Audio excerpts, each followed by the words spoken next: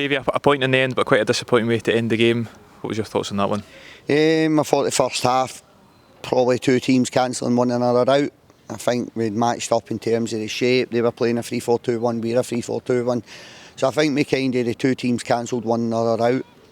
We had a couple of half-decent entries into the opponent's 18-yard box in the first half, but probably no real quality in the game at that point. But for me, it was two honest sets of players on the park, playing for the badge. Going and try to win your first contact, try to win your 1v1 duels, try to pick up second balls. It was a wee bit of percentage football. Second half, I thought the game opened up and I felt we were the better team in the second half. I felt we had some really good entries into the controlled entries into the opponent's half, especially into the opponent's 18-yard box. Obviously, we've got that offside goal, which must be marginal. Like, it must be really, really tight, because the view that we were looking at, it's the broadcaster's view, but we've not got the benefit of the 6 cameras or whatever it is. We've only got the one camera angle. It did look onside, but obviously it took a wee while and it's offside. But wee Bruce's finish was fantastic. The game kind of went how I expected it to go. I knew I was going to introduce Bruce at some stage when the game needed a wee bit of length in the game, if that makes sense. And I think that's what he brought to it. So we turn them, we get in behind them, and Bruce, it's a great touch on his knee and a great finish through the keeper's legs, but obviously it's offside. But then we keep going. I think we're pushing, and we look like a team that's going to score in the second half, and then eventually we go and get that goal. I felt for the majority of the game we were very secure in the game. We limited them to very, very little. So to be sitting here, we've lost our kind of starts for a set play, but then the second phase is a cross ball and open play, and it's something I knew they were going to do. We don't really deal with it very well, to be fair.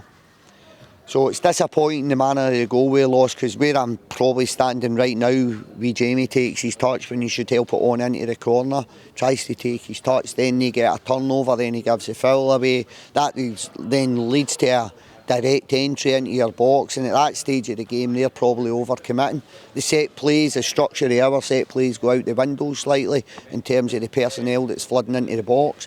There's been a lot of changes in personnel within the game also. We win the first contact, it drops to them. They whip a ball in the box. I think we've got to be more aggressive in getting out and trying to stop the ball in the box, but I don't think Jamie Brandon should be left with Gogic at the back post.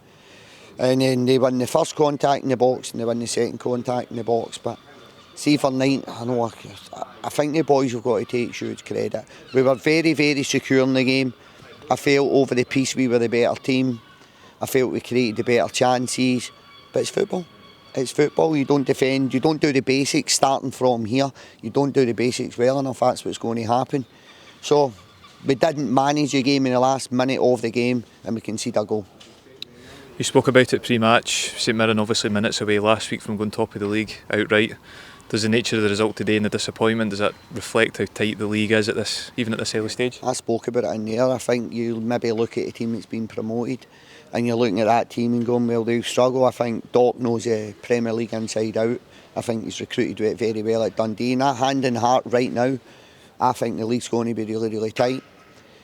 I know Hibs are sitting down there on 0 points, but they're going to have the manager change. He'll get the manager bounced, I'd imagine.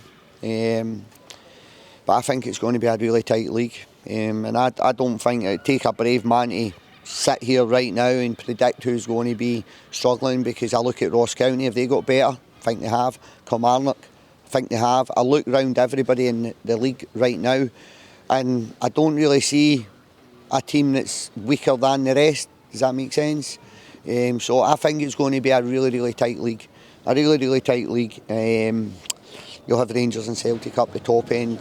However that sits is anybody's guess. But you'll have that at the top end, and then I think it's a wee bit of a free-for-all for everybody else at that point, because I think there's not a lot between the teams. I don't think there's a lot between the teams, and you've seen that today. A word on Andrew Shinnie, quite a nasty looking injury in the first half. Any initial update in terms of his status? He managed to come in the changing room late on at half time, so we've seen him walking in. He's a wee bit groggy, but I think you've got to take the hats off to the medical team.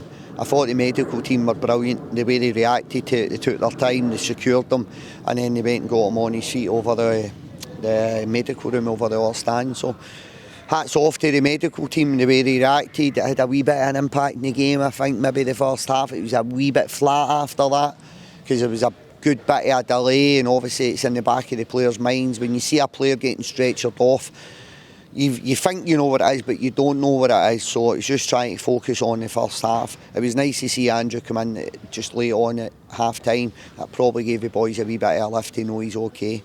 It wasn't really a subject I was wanting to touch on at half time, because you're so focused on the second half and trying to pick the points up. So I think he's okay. But I think over the piece, I'll summarise, over the piece I thought we deserved a wee bit more for the game, but we shot ourselves in the foot and we've only got ourselves to blame. But there's going to be a lot more peaks and troughs in the next 34 league games we've got left, so deal with it, dust ourselves down, deal with it and move on to Ross County.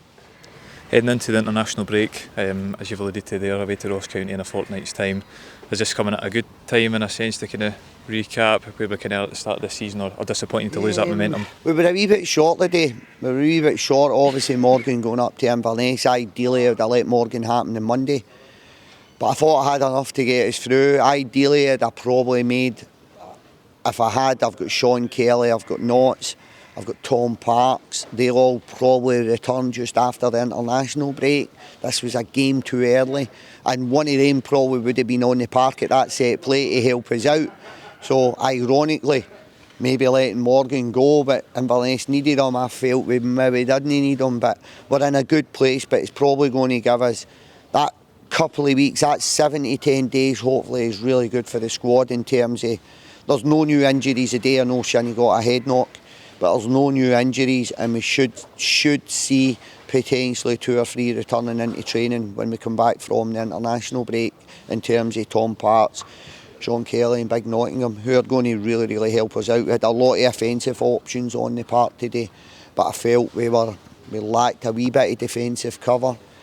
But Morgan wanted to go out and play, Inverness wanted him up, and listen, it's football. I could have kept Morgan and played him and got beat 2-1. Who knows? It's all hindsight. But I think we'll be in a fairly decent place coming back for the international breakers. For me, there's real competition in the squad just now. And the most difficult part of the job at this point in the season is keeping the players happy, because you're just into match day 4. I think when you start getting into after the first 11 games, there's suspension, there's injuries, there's form. That all starts to hit, and then you can rotate the squad a little bit more. So there's real competition for places in the match day squad, and that can only bode well for the future.